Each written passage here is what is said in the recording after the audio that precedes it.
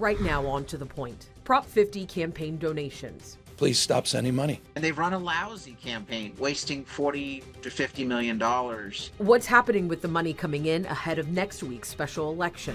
California suing the Trump administration for the 45th time. The funds, they're just not using them. The growing push to get SNAP benefits funding restored before next month. Hurricane Melissa slams the island of Jamaica, marking its worst storm in its history. A look at the damage done. And a pregnant woman hit by a car is reunited with the heroes who helped save her and meet her baby for the first time. Good evening, as always. Thank you so much for joining us on To The Point. I'm Alex Bell, and we are just 1 week away from California's special election that could temporarily redraw the state's congressional lines ahead of the 2026 midterm elections. If passed, Proposition 50 would replace California's current congressional maps drawn by the Independent Citizens Redistricting Commission with new maps drawn by the legislature, and it could also help Democrats win 5 additional seats. California's redistricting effort started in August after Texas lawmakers adopted a new congressional map, hoping to maintain the party's slim U.S. House majority after the 2026 midterm elections. Governor Newsom announcing California can't sit by and watch this happen. We have got to recognize the cards that have been dealt, and we have got to meet fire with fire. Since then, other states have followed, either answering President Trump's call to redraw districts or countering with their own redistricting effort. Take a look at this map. The states in red are Republican states that already enacted new congressional districts. That includes Texas, Missouri, and North Carolina. States in pink are Republican-led states considering redrawing their maps. The Republican governor of Indiana said Monday he's scheduling a special session to redraw congressional boundaries after weeks of pressure. The states in light blue are Democrat-led states looking into redistricting. And California, marked dark blue, is the only state so far putting the issue to voters through a constitutional amendment. And with only a week left until the special election, the yes and no campaigns are still getting donations. But as ABC 10's Jeannie Nguyen found out, Governor Newsom is now asking people to stop sending money to the yes side, saying that the response has been a surprise.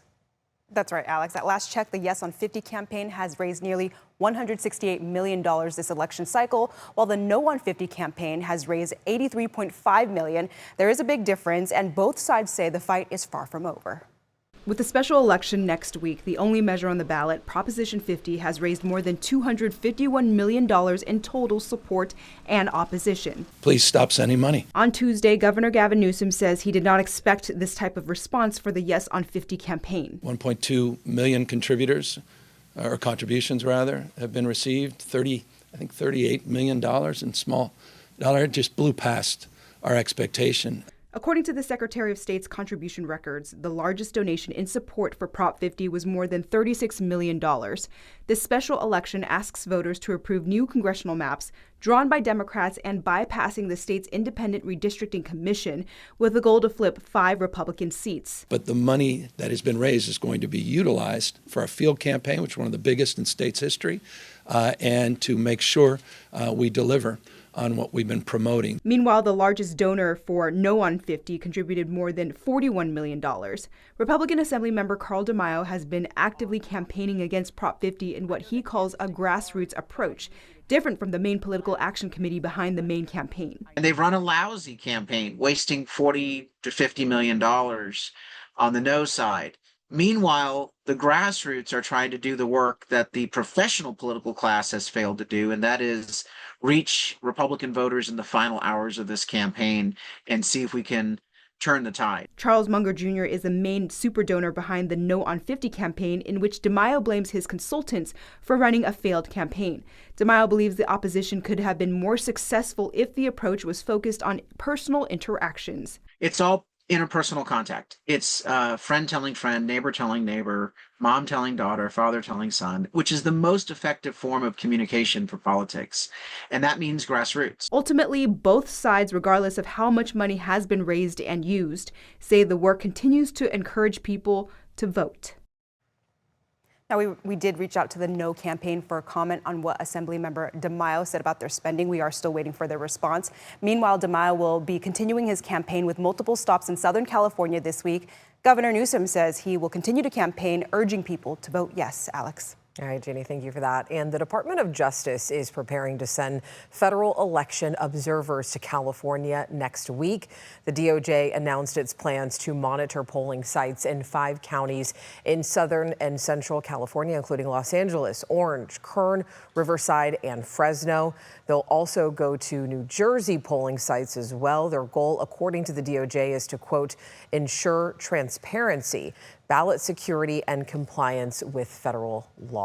Now, this isn't unusual. Election monitoring is a routine function of the Justice Department, but the focus on California and New Jersey comes as both states are set to hold closely watched elections with national consequences on November 4th, something we've really been talking about. And also the California Secretary of State, Shirley Weber, is responding to this action by the Department of Justice. We want to read a statement that she sent to us. She said, "I'm aware of the United States Department of Justice's plan to deploy federal monitors to 5 California counties.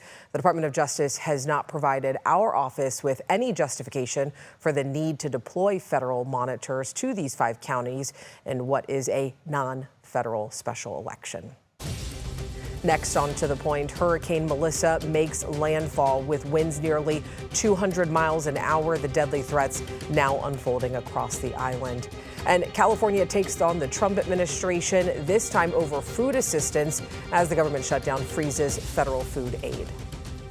We'll talk more about Melissa in just a minute, but we're also going to talk about the nice weather we've got here. Tomorrow is going to be the warmest day of the week, near 80 degrees, but there's lots of holidays coming up and the weather really could not be better. Full forecast breakdown after the break.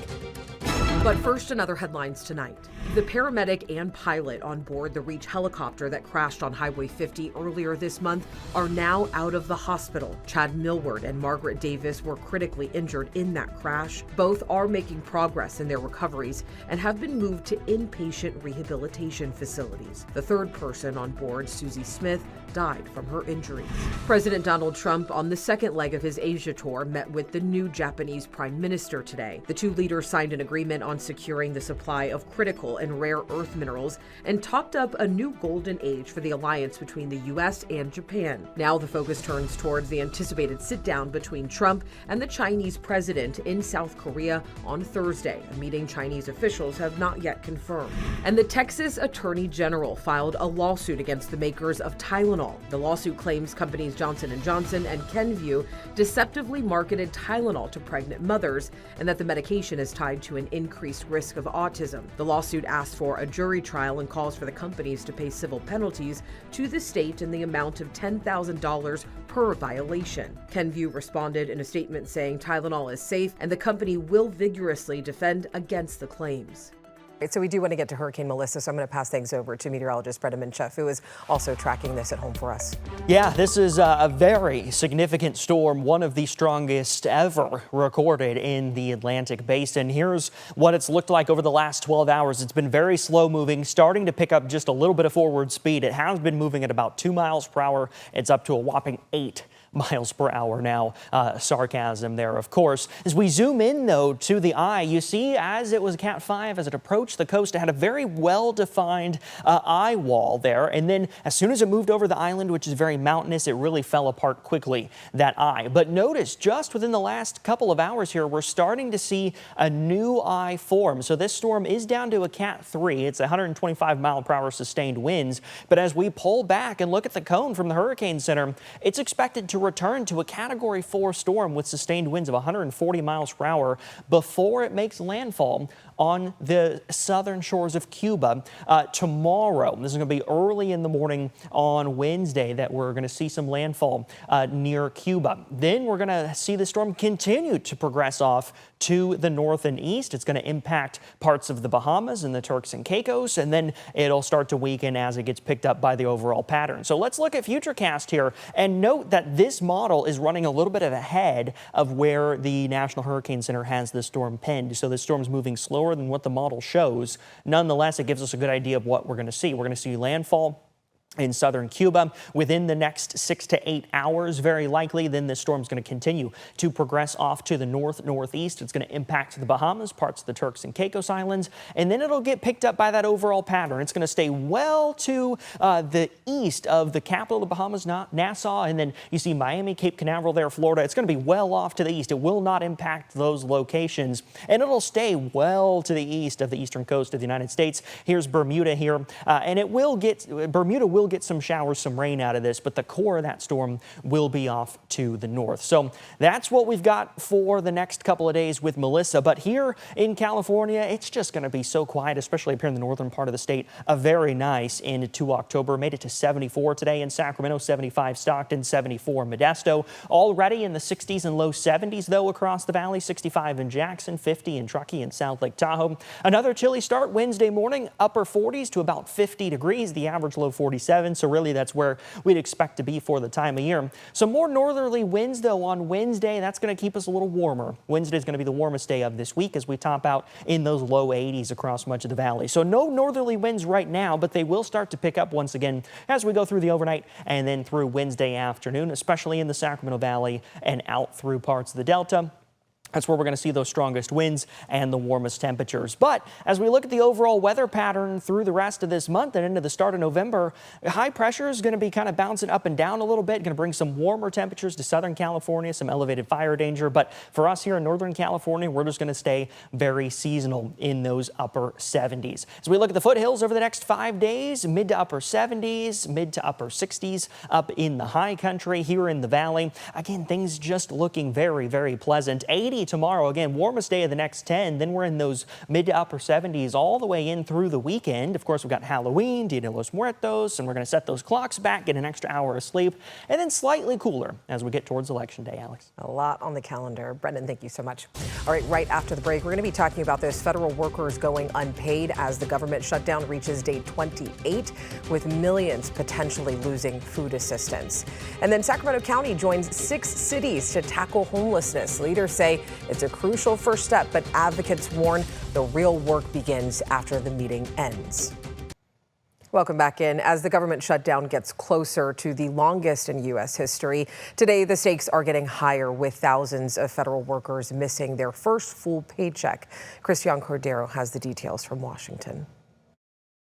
Vice President Vance on Capitol Hill today meeting with Republican senators while food aid for the poor dwindles and government workers go unpaid. Today, nearly 11,000 air traffic controllers arrived at their first payday with no paycheck. Pay stubs like this one obtained by ABC News show $0. Our air traffic controllers are thinking about how to, have a side job instead of about safety. Organizations have set up food pantries at airports nationwide to help both air traffic controllers and TSA agents during this government shutdown, now barreling towards the longest ever in U.S. history. And food insecurity could be on the horizon for millions of other families. Funding for SNAP benefits is set to run out on Saturday. That's when 48 states say they will be forced to stop distributing the food assistance vouchers that some 42 million Americans rely on. If you've never been in this position, let me speak and say you could be here. Members of Congress continue to get paid through the shutdown. We want to reopen the government.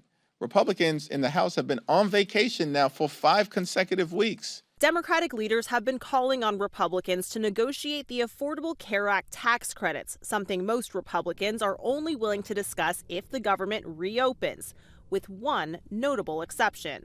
Georgia Representative Marjorie Taylor Greene, one of the president's most loyal supporters, is critical of House Speaker Mike Johnson's decision to send representatives home during the shutdown. She spoke up on a private phone call with Republican leaders today. In a social media post after, the representative wrote, quote, "I have no respect for the House not being in session," adding, "and I demand to know from Speaker Johnson what the Republican plan for health care is." Meanwhile, President Trump will not be allowed to fire federal workers during the government shutdown. A federal judge in San Francisco made the ruling today, granting a preliminary injunction that bars the firings. The judge had previously issued a temporary restraining order against job cuts that were set to expire tomorrow. And this morning, the California Department of Justice filed its 45th lawsuit against the Trump administration as the ongoing government shutdown will impact funding for SNAP, that is the Federal Food Assistance Program. And California leaders are asking the courts to immediately restore that funding. Now, the suit comes as the USDA, which oversees the SNAP program, confirms November benefits will not be available. More than 5 million Californians who rely on CalFresh, which is the state version of SNAP, are at risk of going hungry next month because of the ongoing government shutdown. Need for SNAP does not disappear just because USDA has abandoned its responsibility to fund it. The USDA says contingency funds are not legally available to cover regular benefits right now because it hasn't been appropriated for, meaning that the budget has not been passed by Congress. So far, California has fast-tracked $80 million to food banks, though Newsom says that can't match that federal funding. And for the first time, leaders from Sacramento County and 6 nearby cities came together in the same room, working to address homelessness. Elected city officials, county leaders, and service providers representing Sacramento, Citrus Heights, Elk Grove, Folsom, Galt, and Rancho Cordova all met looking for common ground as encampments spill across city lines. Over the last 3 years, we've had 20,000 citizens' complaints where citizens have called in regarding issues of homelessness. Those are staggering numbers. And despite tough conversations, many leaders said that this is just the beginning. Sacramento Mayor Kevin McCarty said he knows that they're not going to solve the issue overnight, but they had to start somewhere, while advocates say that the real test will be what happens next outside of that meeting room. Coming up next, a morning jog turned tragic, but it ended in a miracle. Tonight, the Rancho Cordova mother and baby who beat the odds, and the reunion with the officers who saved them both. All right, before we go, tonight we are sharing the story of a Rancho Cordova woman whose morning jog turned into a life-changing moment. Thanks to quick action from first responders, not one, but 2 lives were saved that day. Nicole Clancy was out jogging July 1st when a driver ran a red light and hit her. Deputies say when they arrived, Nicole was lying in the road, badly hurt, and soon learned that she was also pregnant. Doctors performed an emergency C-section after her baby's heart rate began to drop. Her daughter, Mackenzie, though, was born 12 weeks early, weighing just 2 pounds and 11 ounces. You see her right there. After a month in the hospital, Nicole finally brought Mackenzie home. This week, she reunited with the officers who helped save both their lives. I've heard they don't a lot of times see what happens when the cases they go away and they don't really get to keep in contact. So I feel like it's cool to bring them back and show them something that they've helped save, make sure they helped save her essentially and me. So super grateful for that. And as you can see, Mackenzie right there, she now weighs 9 pounds, and mom says that she is absolutely thriving.